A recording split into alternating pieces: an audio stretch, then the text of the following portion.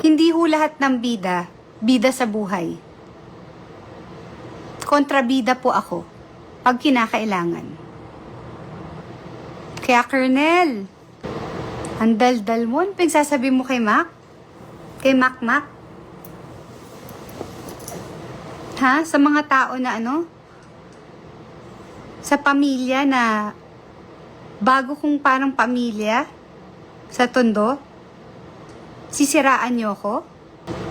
Kung hindi ka naman rin bobo, no? Sana man lang meron kang ano? Ebidensya? I'm not sorry. I'm not sorry for going down to your level. Yun ang problema eh. Ang mga bully po, hindi titigil yan hanggat makahanap ng katapat. Yes po, tama yung sinabi nyo, basta lang makasira sila ng buhay ng ibang tao. Mabuti po akong tao, mabait akong tao, pero masama akong kalaban. At hindi po ako patas lumaban. Para mapikon ako sa'yo,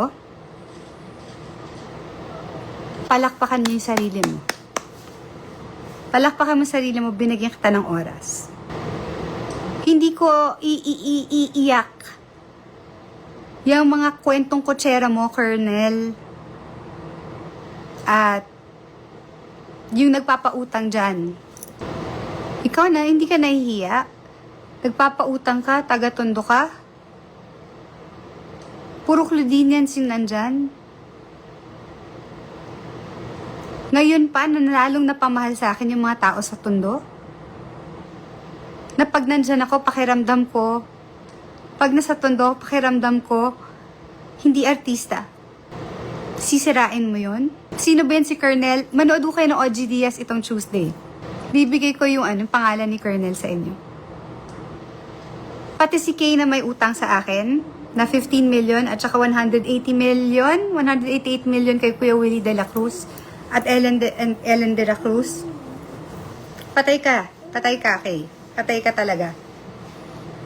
At ikaw, yung nagpapautang, isa ka pa. Hindi baling maghirap ako, basta at the end of the day, hindi ako nagpakaalam nyo na.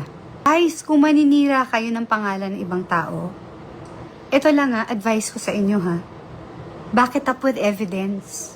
Hindi yung gumagawa-gawa kayo ng kwento. Yes, please wait sa Tuesday. Papangalanan ko si Colonel. Dahil sa Wednesday may meeting kami ni Colonel at yung pinakataas-taasan nila. Nananahimik po ako dito